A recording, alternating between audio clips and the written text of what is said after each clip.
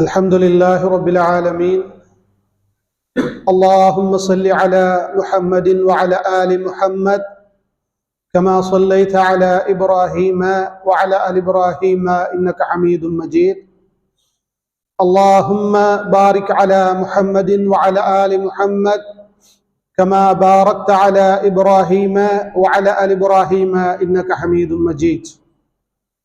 فقد قال الله تعالى في قرآنه الكريم: أعوذ بالله من الشيطان الرجيم. يا أيها الذين آمنوا اتقوا الله حق تقاته ولا تموتن إلا وأنتم مسلمون.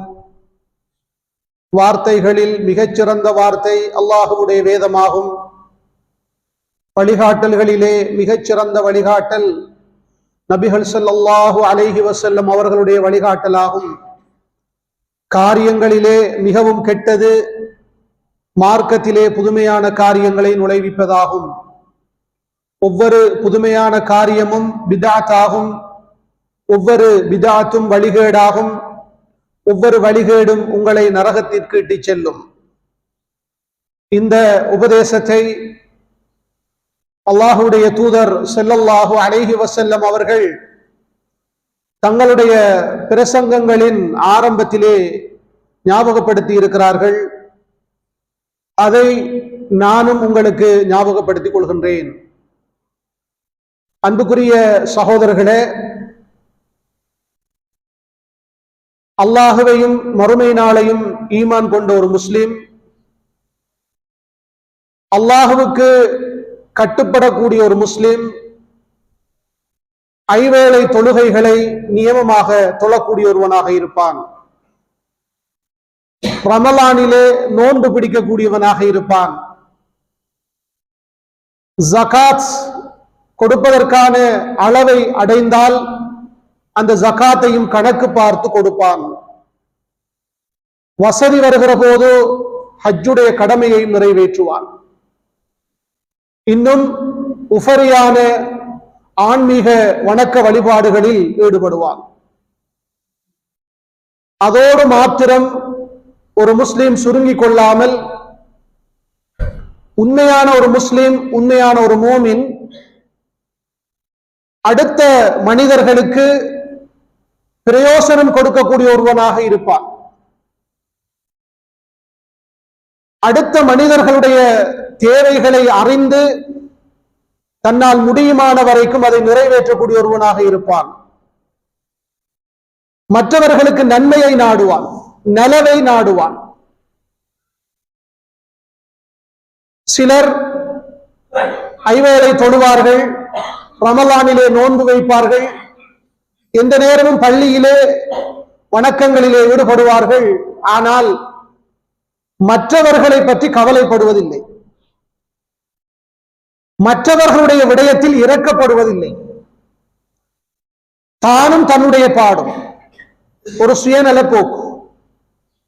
நான் நிம்மதியான வீட்டிலே வாழுகிறேன், அழகான ஆடைகளை அணிகிறேன், விருப்பமான வாகனத்தை ஓடுகிறேன், 3 வேளைக்கு நான் சாப்பிடுகிறேன், நான் நிம்மதியாக இருக்கிறேன். அடுத்தவர்களை பற்றி அவனுக்கு கவலை இல்லை. சமூகத்தில் எத்தனை தேவையுடைய மக்கள் இருப்பார்கள், சமூகத்தில் எத்தனை பலவீனமானவர்கள் இருப்பார்கள், சமூகத்தில் எத்தனை அனாதைகள் இருப்பார்கள், எத்தனை விதவைகள் இருப்பார்கள், ஏழை எளியவர்கள் இருப்பார்கள். இவர்களுக்கெல்லாம் என்னால் முடியுமான உதவியை செய்ய வேண்டும் என்ற அந்த இரக்க குணம் அல்லாஹ் அருள் செய்த அடியார்களை தவிர பலருடைய உள்ளங்களிலே இருந்து எடுக்கப்பட்டு விட்டது. தொழுகின்ற முஸ்லிம்களை பார்த்துதான் நான் பேசுகிறேன். ரமலானிலே நோன்பு வைக்கிற முஸ்லிம்களை பார்த்துதான் நான் பேசுகிறேன். அன்புக்குரிய சகோதரர்களே, அடுத்தவர்களுக்கு பிரயோசனம் கொடுக்கக்கூடிய ஒருவராக இந்த உலகத்திலே வாழ வேண்டும். அடுத்தவர்களுடைய தேவைகளை நிறைவேற்றக்கூடியவர்களாக வாழ வேண்டும். அது மார்க்கத்திலே ஒரு முக்கியமான பண்பு. இந்த பண்பை அடையாத ஒருவர் அவருடைய ஈமானை பூரணமாக்கிவிட முடியாது. பரிபூரணமான ஒரு மூமினாக அவர் மாறிவிட முடியாது.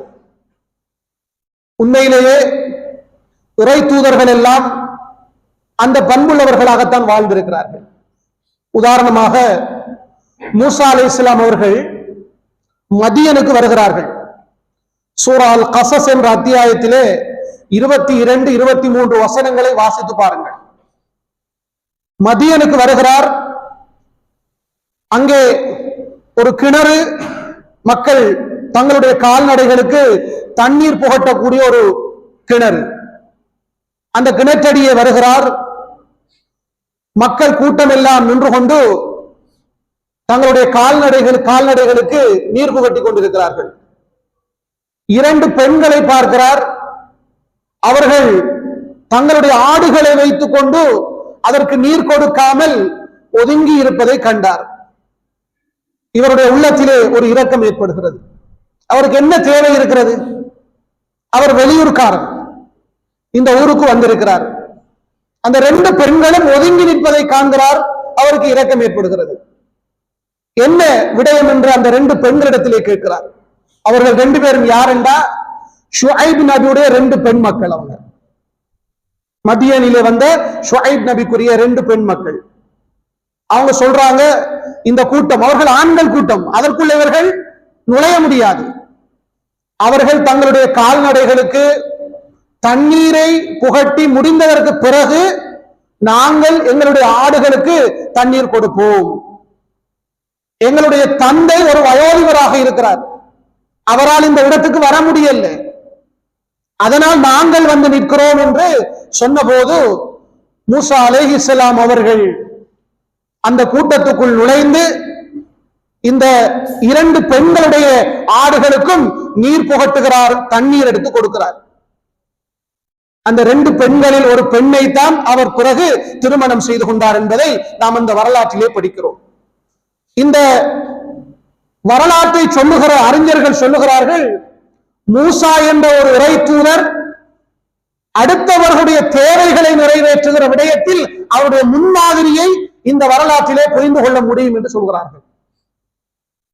அன்புக்குரிய சகோதரர்களே, நம்முடைய தூதர் முஹம்மது ஸல்லல்லாஹு அலைஹி வஸல்லம் அவரை நாம் ஒரு ஆன்மீகவாதியாக அடையாளப்படுத்துகின்றோம். ஒரு தாய், ஒரு பிரச்சாரகர், ஒரு ஜனாதிபதி, ஒரு ஆட்சியின் தலைவர், ஒரு படை தளபதி, இப்படி பல கோணங்களிலே நாம் அவரை பார்க்கிறோம். அவர் நபித்துவத்துக்கு முன்னரும் நபித்துவத்துக்கு பிறகும் மக்களுக்கு பிரயோசனம் கொடுக்கக்கூடிய ஒருவராகத்தான் இருந்திருக்கிறார்கள். மனிதர்களுடைய கஷ்டப்படக்கூடிய தேவைகளை நிறைவேற்றி கொடுப்பார்கள். நமக்கு அல்லாஹ்வுடைய தூதருடைய வரலாறு தெரியும். அவர்களுக்கு 40வது வயதிலே நபித்துவம் கிடைத்தது. ஹிரா குகையிலே ஜிப்ரீல் அலைஹிஸ்ஸலாம் அவர்கள் வந்து வஹியை கொடுக்கிறார்கள். ஜிப்ரீல் அலைஹிஸ்ஸலாம் அவர்களை சொந்த உருவத்திலே அல்லாஹ்வுடைய தூதர் காண்கிறார்கள். பயத்தோடு நடுக்கத்தோடு வீட்டுக்கு வருகிறார்கள். வருகிற போது என்ன சொன்னார்கள்? என்னை போற்றுங்கள், என்னை போற்றுங்கள் என்று சொல்லி தன் மனைவியிடத்திலே சொன்னார்கள். சொல்லிவிட்டு சொன்னார்கள், எனக்கு ஏதோ ஒரு ஆபத்து நடக்க போகுதோ என்று நான் பயப்படுகிறேன் என்று சொன்னார். அவர் கண்டது அப்படித்தான் காட்சி. அதை கேட்ட ஹதீஜா என்ற மனைவி அல்லாஹ்வுடைய தூதருக்கு சொன்ன வார்த்தைகள், அவர் எப்படியான ஒரு பொதுநலம் விரும்பியாக, ஒரு பொதுநல சேவகராக இருந்திருக்கிறார்கள் என்பதை புரிந்து கொள்ள முடியும். அந்த கட்டத்திலே ஹதீஜா ரலியல்லாஹு அவர்கள் சொல்கிறார்கள், நிச்சயமாக அல்லாஹ் உங்களை இழிவுபடுத்த மாட்டான், உங்களுக்கு எந்த ஆபத்தும் நடக்காதுன்னு சொன்னாங்க. சொல்லிட்டு அதுக்கு சொன்ன காரணம் என்னென்றால், இன்னக லதஸிலுர் ரஹீம், நீங்கள் உறவினர்களோடு சேர்ந்து வாழ்கிறீர்கள், அவர்களுக்கு என்ன உதவிகள் எல்லாம் செய்ய முடியுமோ அந்த உதவிகளை எல்லாம் செய்து அவர்களோடு நீங்கள் சேர்ந்து வாழ்கிறீர்கள். அதுபோல வதஸ்துகுல் ஹதீஸ், நீங்கள் உண்மைதான் பேசுகிறீர்கள். அல்லாஹ்வுடைய தூதர் ஜாஹிலியா காலத்திலும் அவருக்கு பெயர் சாதிக், உண்மையாளர். அதுபோல வதஹ்மிலுல் கல்ல, அனாதைகள் பலவீனமானவர்களுடைய தேவைகளை நிறைவேற்றி கொடுக்கிறீர்கள். அனாதைகளுக்கு உதவி செய்கிறீர்கள், பலவீனமானவர்களுக்கு நீங்கள் உதவி செய்கிறீர்கள். வதுக்ஸிபுல் மஅதூம், இல்லாதவர்களுக்கு நீங்கள் செலவு செய்கிறீர்கள். விருந்தாளிகளை நீங்கள் கண்ணியப்படுத்துகிறீர்கள். அதுபோல சோதனைகள் கஷ்டங்களின் போது மக்களுக்கு நீங்கள் உதவி செய்கிறீர்கள். இந்த பண்புகளோடு நீங்கள் இருக்கின்றீர்கள். அதனால் நான் அல்லாஹ்வின் மீது சத்தியமிட்டு சொல்லுகிறேன், தன் கணவனுக்கு சொல்லுகிறார், மனைவி உங்களுக்கு எந்த ஒரு ஆபத்தும் நடக்காது, அல்லாஹ் உங்களை இழிவுபடுத்த மாட்டான். அன்புக்குரிய சகோதரர்களே, இந்த ஹதீஜா ரலியல்லாஹு அன்ஹா அவருடைய இந்த கூற்றிலே இருந்து நாம் எதை புரிந்து கொள்ள முடியும்? அல்லாஹ்வுடைய தூதர் இந்த சமூகத்திலே அடுத்தவர்களுக்கு எந்த அளவுக்கு பிரயோசனம் கொடுக்கக்கூடிய ஒருவராக இருந்திருக்கிறார்கள். அனாதைகளுக்கு உதவி செய்திருக்கிறார்கள், பலவீனமானவர்களுக்கு உதவி செய்திருக்கிறார்கள், ஏழைகளுக்கு உதவி செய்திருக்கிறார்கள், இல்லாதவர்களுக்கெல்லாம் உதவி செய்திருக்கிறார்கள். அல்லாஹ்வுடைய தூதர் அந்த பண்போடுதான் நபித்துவத்துக்கு முன்னரும் இருந்தார்கள், நபியானதற்கு பிறகும் அப்படித்தான் இருந்தார்கள். நாம் தொழுகின்ற முஸ்லிம்கள், நோன்பு பிடிக்கிற முஸ்லிம்கள், ஜகாத்து கொடுக்கிற முஸ்லிம்கள், இந்த பண்பு என்னுடைய வாழ்க்கையிலே இருக்கிறதா இல்லையா என்பதை நாம் கேட்டு பார்க்க வேண்டும். அதனால் தான் அல்லாஹ்வுடைய தூதர் ஸல்லல்லாஹு அலைஹி வஸல்லம் அவர்கள் இந்த பண்பை மக்களுக்கு மத்தியிலே ஆர்வமூட்டினார்கள், அதன் சிறப்புகளை எடுத்து சொன்னார்கள். அதனால் கிடைக்கிற மிகப்பெரிய கூலிகளை மக்களுக்கு சொல்லி ஆர்வமூட்டினார்கள். சகோதரர்களே, இந்த உலகத்திலே நான் அடுத்த முஸ்லிமுக்கு அல்லது அடுத்த ஒரு மனிதனுக்கு அல்லது அடுத்த ஒரு உயிரினத்துக்கு பிரயோசனம் கொடுக்கக்கூடிய ஒருவனாக வாழ்ந்தால், அவர்களுடைய தேவைகளை நிறைவேற்றி கொடுக்கக்கூடியவனாக நான் வாழ்ந்தால், அதனூடாக அல்லாஹ் எனக்கு மிகப்பெரிய நன்மைகளை தருகின்றார், மிகப்பெரிய சிறப்புகள் இருக்கின்றன. அல்லாஹ்வுடைய தூதர் ஒரு சந்தர்ப்பத்திலே சொல்கிறார்கள், அல் முஸ்லிம் அஹுல் முஸ்லிம் என்று சொன்னார்கள். ஒரு முஸ்லிம் இன்னொரு முஸ்லிமுக்கு சகோதரன் ஆவான். லா யظ்லிமுஹு வலா யுஸ்லிமுஹு. இப்படித்தான் அவன் இருப்பான். ஒரு முஸ்லிம் இன்னொரு முஸ்லிமுக்கு அநியாயம் செய்ய மாட்டான். அவன் இன்னொருவரால் அநியாயம் செய்யப்படுகிற போது அவனுக்கு உதவி செய்யாமலும் இருக்க மாட்டான். தானும் அநியாயம் செய்ய மாட்டான், அடுத்தவர்கள் அநியாயம் செய்கிற போதும் அதை பார்த்து கொண்டும் இருக்க மாட்டான். அந்த முஸ்லிமுக்கு உதவி செய்வான் என்று சொல்லிவிட்டு அல்லாஹ்வுடைய தூதர் தொடர்ந்து அந்த ஹதீஸிலே சொல்லுகிறார்கள், மன் கான ஃபி ஹாஜதி அஹீஹி கான அல்லாஹு ஃபி ஹாஜதிஹி. எவர் ஒருவர் தன் சகோதரருடைய தேவையை நிறைவேற்றுகிறாரோ, அவருடைய தேவையை நிறைவேற்றுகிற விடயத்தில் முயற்சி செய்கிறாரோ, உதவி செய்கிறாரோ, அல்லாஹ் தஆலா அவருடைய தேவைகளை நிறைவேற்றுவான். எனக்கு இந்த உலகத்தில் ஒரு மிகப்பெரிய ஒரு தேவை ஏற்படுகிற போது அல்லாஹ் அந்த தேவையை நிறைவேற்றுகிற விஷயத்தில் எனக்கு உதவி செய்வான். அது இந்த உலகத்திலே கிடைக்கின்ற மிகப்பெரிய சிறப்பு நமக்கு. அது மட்டுமல்ல, அல்லாஹ்வுடைய தூதர் தொடர்ந்து சொல்கிறார்கள், ஒரு முஸ்லிம் கஷ்டப்படுகிறான், அந்த கஷ்டத்திலே இருந்து அவனை விடுவிப்பதற்கு யார் உதவி செய்கிறாரோ மறுமையின் கஷ்டங்களிலே இருந்து அல்லாஹ் அவரை விடுவிப்பான். அன்புக்குரிய சகோதரர்களே, மறுமையின் கஷ்டம் என்பது இந்த உலக கஷ்டத்தை விட கடுமையானது. ஒரு சகோதரன் கஷ்டப்படுகிறான், நமக்கு உள்ளத்தில் இரக்கம் ஏற்படுகிறது. அதனால் அவன் கஷ்டம் நீங்குவதற்கு நான் உதவி செய்கிறேன். அது பொருளாதார உதவியாக இருக்கலாம், அல்லது உடல் உதவியாக இருக்கலாம், ஆலோசனை சார்ந்த உதவியாக இருக்கலாம், மருத்துவ உதவியாக இருக்கலாம், எப்படியும் இருக்கலாம். எனக்கு ஒரு கட்டத்தில் ஒரு தேவை ஏற்படும், அந்த கட்டத்தில் அந்த தேவை நிறைவேறுமா என்ற ஒரு கட்டத்தில் அல்லாஹ் நிச்சயமாக எனக்கு உதவி செய்வான். உலகத்திலும் உதவி செய்வான், மறுமையிலும் உதவி செய்வான். ஒரு மனிதனுடைய குறையை ஒருவர் கண்டால், அல்லாஹ்வுடைய தூதர் சொல்கிறார்கள், ஒரு முஸ்லிமுடைய குறையை காண்கிறீர்கள், உங்களுக்கு தெரியுது, அந்த குறையை நீங்கள் மறைத்தால் அல்லாஹ் மறுமையில் உங்கள் குறைகளை மறைப்பான். கோடான கோடி மக்களுக்கு மத்தியிலே இந்த அடியானை விசாரிக்கிற போது அல்லாஹ் திரைக்கு பின்னால் விசாரிப்பான். அவனுடைய குறைகள் மற்றவர்களுக்கு தெரியாத அளவுக்கு அல்லாஹ் மறைத்து அவனை விசாரிப்பான். என்ன காரணம்? இந்த உலகத்தில் ஒரு முஸ்லிமுடைய குறையை அவன் மறைத்திருக்கிறான். இதெல்லாம் உயர்ந்த பண்புகள் சகோதரர்களே, மிகப்பெரிய கூலிகளை பெற்று தருகிற பண்புகள். அதை நாங்கள் புரிந்து கொள்ள வேண்டும். சில மனிதர்களுடைய வாழ்க்கையிலே நாங்கள் பார்க்கிறோம், கேள்விப்படுகிறோம், மிகப்பெரிய கஷ்டத்துக்குள் அகப்பட்டிருப்பார், மிகப்பெரிய துன்பம், மிகப்பெரிய நோய். அல்லாஹ்வுடைய உதவியினால் அவருடைய நோய் குணமாகி விடுகிறது. அல்லாஹ்வுடைய உதவியினால் அவருக்கு ஏற்பட்ட கஷ்டம் உடனடியாக நீங்கி விடுகிறது. அதற்கான காரணம் என்னென்றால் அவர் இந்த உலகத்திலே பலருடைய கஷ்டங்கள் நீங்குவதற்கு காரணமாக இருந்திருக்கிறார். நான் அடுத்தவருடைய கஷ்டத்தை போக்குவதற்காக அவர் மீது இறக்கப்பட்டு நான் உதவி செய்கிறேன் என்றால் என் விடயத்தில் நிச்சயம் அல்லாஹ் உதவி செய்வான். அது மட்டுமல்ல, மிகப்பெரிய கூலிகள் இருக்கின்றன. அல்லாஹ்வுடைய தூதர் ஸல்லல்லாஹு அலைஹி வஸல்லம் அவர்கள் சொல்லுகிறார்கள், மனிதனுடைய உடம்பிலே இருக்கிற மூட்டுக்கள் ஒவ்வொன்றுக்கும் சதக்கா இருக்குது. அதாவது மனிதன் பேசுகிற பேச்சுக்கள், அவனுடைய செயல்பாடுகளில் அவனுக்கு சதக்காவுடைய நன்மை அல்லாஹ் கொடுக்கிறான். சொல்லிவிட்டு அல்லாஹ்வுடைய தூதர் சில உதாரணங்களை சொன்னார்கள்.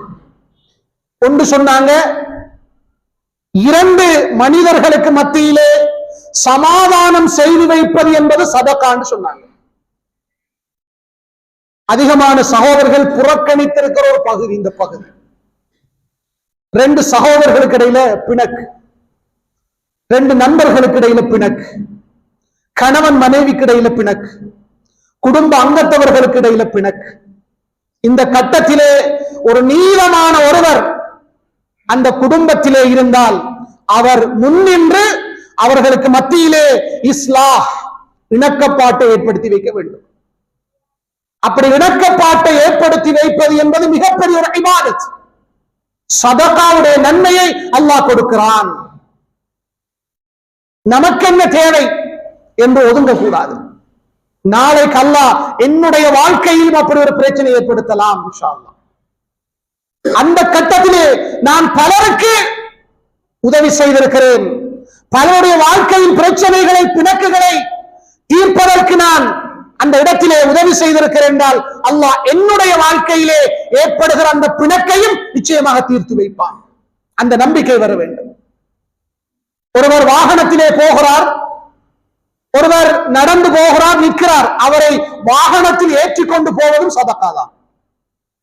ஒருவர் தூக்க முடியாமல் ஒரு பாரத்தை, ஒரு பொருளை வைத்திருக்கிறார், அந்த பொருளை அவருக்கு தூக்கி விடுவதும் சதக்காதான். அல்லாஹ்வுடைய தூதர் சொன்னார்கள். அப்படி சதக்காவுடைய வகைகளை சொன்னார்கள். சகோதரனை பார்த்து புன்முறுவலோடு பேசுவதும் சதக்காதான், தர்மம் தான். அது சின்னதாக இருந்தாலும் நீங்கள் அதை அற்பமாக நினைக்க கூடாது. அல்லாஹ்வுடைய தூதர் சொன்னார்கள். சிம்பிளா நினைச்சிடாதீங்க. எந்த அளவுக்கு என்றால், நீங்கள் உங்களுடைய பாத்திரத்துக்குள்ளே தண்ணீர் நிரப்பிக் கொண்டிருக்கிற போது ஒருவர் பாத்திரத்தோடு வருகிறார், அவருடைய பாத்திரத்துக்குள் நீங்கள் தண்ணீரை நிரப்பி கொடுப்பதும் சதகா. அது ஒரு இபாதத், அது ஒரு நன்மை. அதை நீங்கள் அற்பமாக கருத வேண்டாம். அல்லாஹ்வுடைய தூதர் சொன்னார்கள். அன்புக்குரிய சகோதரர்களே, இப்படியான பண்புகள் எல்லாம் நாம் அறிந்திருக்கிறோம், ஆனால் நம்முடைய வாழ்க்கையிலே பின்பற்றப்படுகிறதா? அந்த ஹதீஸிலே அல்லாஹ்வுடைய தூதர் கடைசியாக சொன்ன ஒரு விடயம், முக்கியமான விடயம், இமாதத்துல் அதா அனி தரீக், கட்டாயம் சுட்டிக்காட்டப்பட வேண்டிய ஒரு விடயம். பாதையிலே அடுத்தவர்களுக்கு தீங்கு தரக்கூடிய, துன்பம் தரக்கூடிய, தொல்லை தரக்கூடிய ஒரு பொருளை அகற்றுவது என்பது சதகா. அது அல்லாஹ்வுடைய தூதர் இன்னொரு சந்தர்ப்பத்தில் இப்படி சொன்னார்கள், அல் ஈமானு பிதுன் வ சபூன் அவ் பிதுன் வ சித்தூன ஷுஅபத்தன் என்று சொன்னார்கள். ஈமானுக்கு 60 சொச்சம் அல்லது 70 சொச்சம் கிளைகள் இருக்கின்றன. அதுல மிக உயர்ந்த கிளை லா இலாஹ இல்லல்லாஹ். அதனுடைய தாழ்ந்த ஒரு கிளையையும் சொன்னார்கள், ஈமானுடைய ஒரு கிளையாக சொன்னார்கள். இமாதத்துல் அதா அனி தரீக், பாதையிலே மற்றவர்களுக்கு தீங்கு தரக்கூடிய ஒரு பொருளை பார்க்கிறீர்கள். நீங்கள் போகிற போது ஒரு பாதையின் நடுவிலே கல்லோ முள்ளோ மரக்கிளையோ மற்றவர்களுக்கு தீங்கு தரக்கூடிய ஒரு பொருளோ கிடந்தால் அல்லாஹ்வுக்காக அதை எடுத்து நீங்கள் ஓரத்திலே போடுங்கள். அகற்றிவிட்டு போனால் அது உங்களுக்கு சதகா, அது நன்மை தரக்கூடியது. அன்புக்குரிய சகோதரர்களே, இன்றைக்கு நம்முடைய கிராமத்திலே முஸ்லிம்கள் பெரும்பாலும் வாழ்ந்து கொண்டிருக்கிறோம். நாம் சில இடங்களுக்கு போனால் நம்ம மூக்க பொத்திக்கிட்டு போவோம். சில இடங்களால நடந்து போக இயலாது. என்ன காரணம்? நம்முடைய ஈமான் எங்கே இருக்கிறது? நம்முடைய ஈமான் எங்கே இருக்கிறது? யோசித்து பாருங்கள். எங்கே நம்மிடத்திலே நல்ல பண்பு இருக்கிறது? மற்றவர்களுக்கு துன்பம் தரக்கூடியதை அகற்றுங்கள் என்று இஸ்லாம் சொல்லுகிறது. நாங்கள் என்ன செய்கிறோம்? மற்றவர்களுக்கு துன்பம் தரக்கூடிய கழிவுகளை கொண்டு போய் பாதையிலே, பாதை ஓரங்களிலே, மக்கள் சேருகிற இடங்களிலே கொண்டு போய் போடுகிறோம். இது ஒரு நல்ல விடயமா? இது ஒரு ஹராமான விடயம். இது ஒரு ஹராமான விடயம். இந்த சூழலை மாசுபடுத்துகிற எந்த ஒரு காரியத்திலும் ஒரு முஸ்லிம், ஒரு மோமின் ஈடுபட மாட்டான்.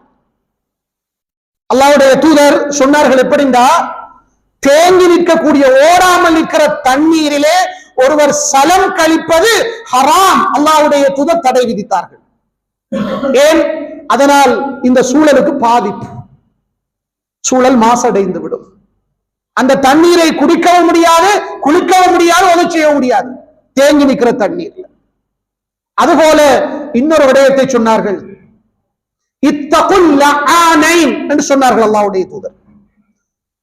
உங்களுக்கு மக்களுடைய சாபங்களை பெற்றுத் தரக்கூடிய 2 காரியங்களை நீங்கள் பயந்து கொள்ளுங்கள் என்று சொன்னார்கள். இந்த 2 காரியத்தை நீங்க செய்தால் நிறைய மக்கள் உங்களுக்கு லஅனத்தை செஞ்சிருவாங்க. ஒன்று சொன்னாங்க, அல்லதி யதஹல்லா ஃபி த்ரீக், பாதையிலே ஒருவர் மலசலம் கழித்து வைப்பது. மக்கள் நடந்து போகிற, நடமாடி திரிகிற பாதையிலே ஒருவர் மலசலம் கழித்து வைப்பது.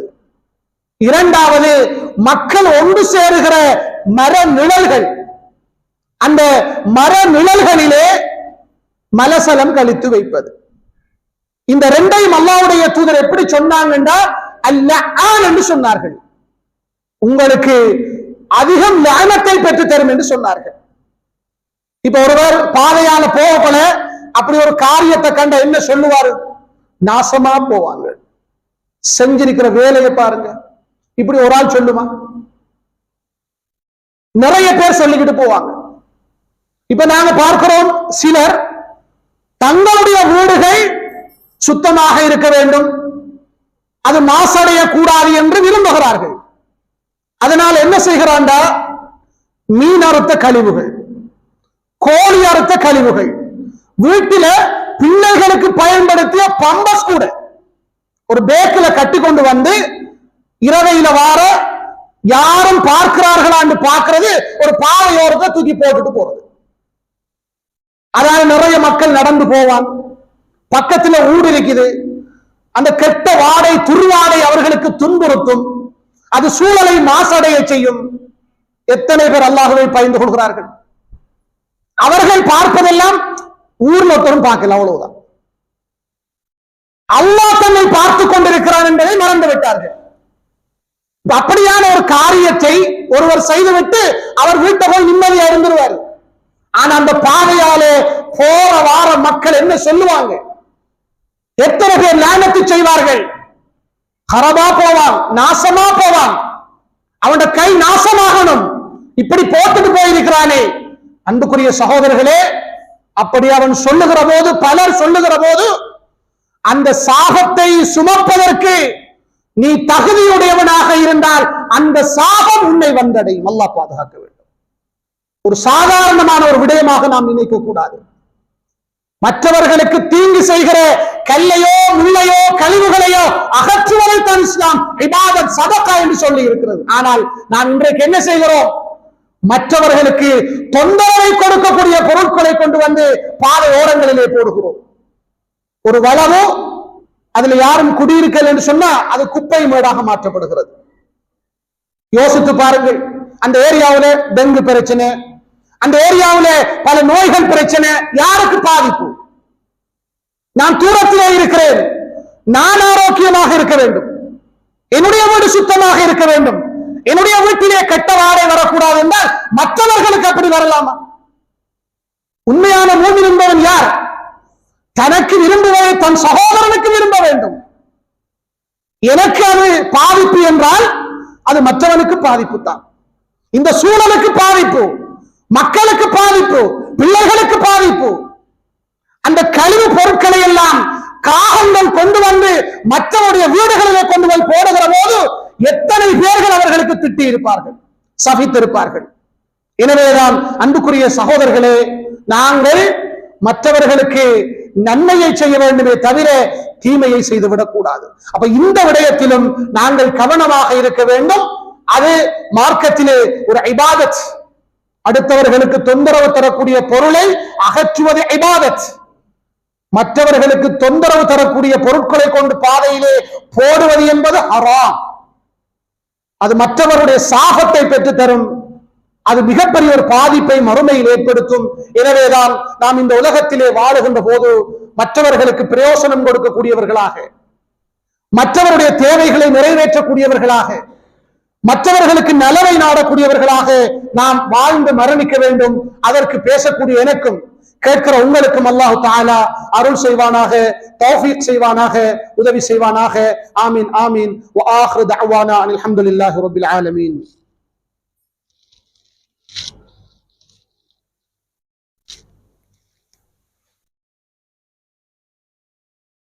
الحمد لله رب العالمين. اللهم صل على محمد وعلى آل محمد كما صليت على إبراهيم وعلى آل إبراهيم إنك حميد مجيد.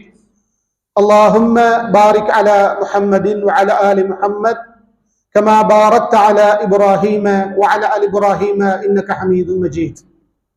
அன்புக்குரிய சகோதரர்களே, ஒரு முஸ்லிம் இந்த உலகத்திலே அடுத்தவர்களுடைய கஷ்டங்களை உணர்ந்து அவர்கள் மீது இரக்கப்பட்டு அவர்களுக்கு உதவி செய்யக்கூடிய ஒருவனாக வாழ்வான். அவர்களுடைய தேவைகளை நிறைவேற்றக்கூடிய ஒருவனாக வாழ்வான். மற்றவர்களுக்கு துன்பத்தை தரக்கூடிய எதை கண்டாலும் அவன் அதை இல்லாமல் செய்வதற்கு தன்னுடைய வாழ்க்கையிலே முயற்சி செய்வான். நான் பாதை விடயத்தை பற்றி சொன்னேன்.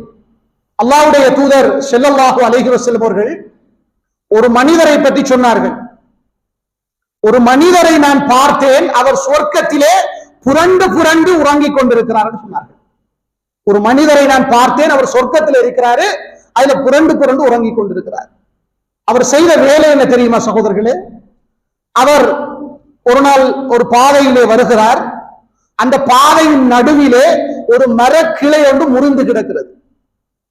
இப்ப இவர் யோசிக்கிறார், இந்த மரக்கிளை இந்த பாதையால் போகிறவர்களுக்கு தொந்தரவாக அமைந்துவிடும், தொல்லையாக அமைந்துவிடும் என்ற இஹ்லாஸான அந்த நோக்கத்தோடு அந்த கிளையை அவர் அகற்றி விடுகிறார். இதன் காரணத்தால் அவர் சுவர்க்கத்தில் புரள்வதை நான் பார்த்தேன் என்றார்கள் அல்லாஹ்வுடைய தூதர். முஸ்லிம் என்ற கிரந்தத்திலே பதிவு செய்யப்பட்டது. சுப்ஹானல்லாஹ்.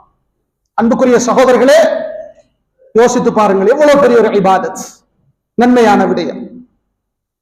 இன்னொரு ரிவாயத்திலே வருகிறது, அப்படி ஒரு மனிதர் வந்து அவர் கல்புக்குள்ள நினைச்சாராம், நான் இந்த மரக்கிளையை அகற்ற வேண்டும். அந்த நீயத்தின் காரணத்தினால் அவருக்கு சுவர்க்கம். இன்னொரு ரிவாயத்திலே வருகிறது, இது மக்களுக்கு தொந்தரவு கொடுக்கிறது, இதை அகற்ற வேண்டும் என்று அவர் நினைத்தார். அல்லாஹ் தஆலா அவர் மௌத்தானதுக்கு பிறகு அவரை சொர்க்கத்துக்குள் நுழைவித்தார். அன்புக்குரிய சகோதரர்களே, இப்படி நாங்கள் மற்றவர்களுக்கு நலவு நாட வேண்டும், மற்றவர்களுக்கு பிரயோசனம் கொடுக்கக்கூடியவர்களாக இருக்க வேண்டும். மற்றவர்கள் என்று சொல்லுகிற போது அது சாதாரணமான உயிரினமாக மிருகமாக இருந்தாலும் சரிதான். ஒருவர் ஒரு மிருகத்திலே ஜீவகாருண்யம், இரக்கம் காட்டுகிறார். அதுக்கு உணவு கொடுக்கிறார், தண்ணீர் கொடுக்கிறார். அதனாலேயும் அவர் சொர்க்கம் போகிறார். சுப்ஹானல்லாஹ். அல்லாஹ்வுடைய தூதர் சொன்னார்கள், ஒரு மனிதர் ஒரு நாள் ஒரு பாதையால் நடந்து வந்தார். அவருக்கு கடும் தாகம் ஒன்று ஏற்பட்டுச்சு. ஒரு கிணற்றை கண்டு அந்த கிணற்றுக்குள் இறங்கி அவர் தண்ணீர் குடித்து விட்டு வெளியில வரால் ஒரு நாயை பார்த்தார். அது தன்னுடைய நாக்கை தொங்க விட்டு தாகத்தால் தவித்துக் கொண்டிருப்பதை அவர் அறிந்தார். இப்ப அவருக்கு அந்த நாயின் மீது ஒரு இரக்கம் ஏற்பட்டுச்சு. அப்ப உடனே அவர் அந்த இரக்கத்தால் அந்த நாய்க்கு தண்ணீர் கொண்டு வந்து கொடுத்தார். அல்லாஹ்வுடைய தூதர் சொன்னார்கள், எப்படி தெரியுமா சகோதரர்களே, இந்த காரியத்தை அந்த மனிதர் செய்த காரணத்தால் அல்லாஹ் அவருக்கு நன்றி செலுத்தினான். சுப்ஹானல்லாஹ். அல்லாஹ் அவருக்கு நன்றி செலுத்தினான். அல்லாஹ் அவருடைய பாவங்களை மன்னித்தான். அடியார்கள் அல்லாஹ்வுக்கு நன்றி செலுத்துவோம். அல்லாஹ் நன்றி செலுத்துகின்ற சந்தர்ப்பத்தை பாருங்கள். அவருடைய அந்த ஜீவகாருண்ய உணர்வு. அதே நேரத்திலே நாங்கள் புகாரியிலே ஒரு ஹதீஸ் படிக்கிறோம். பனூ இஸ்ரவேலுடைய காலத்திலே காணப்பட்ட ஒரு விபச்சார பெண்மணி. விபச்சாரி என்றால் மறைவான விபச்சாரி அல்ல, நல்ல பப்ளிக்கான விபச்சாரி உண்டு. அப்படி விபச்சாரம் செய்த ஒரு பெண் ஒரு நாள் ஒரு நாயை தாகத்தோடு கண்டாள். அந்த தாகத்தை உணர்ந்து அவள் அந்த நாய்க்கு தண்ணீர் கொண்டு வந்து தண்ணீர் புகட்டினாள். அல்லாஹ்வுடைய தூதர் சொன்னார்கள், அதன் காரணத்தால் அல்லாஹ் அவளுடைய பாவங்களை மன்னித்து விட்டார். சுப்ஹானல்லாஹ்.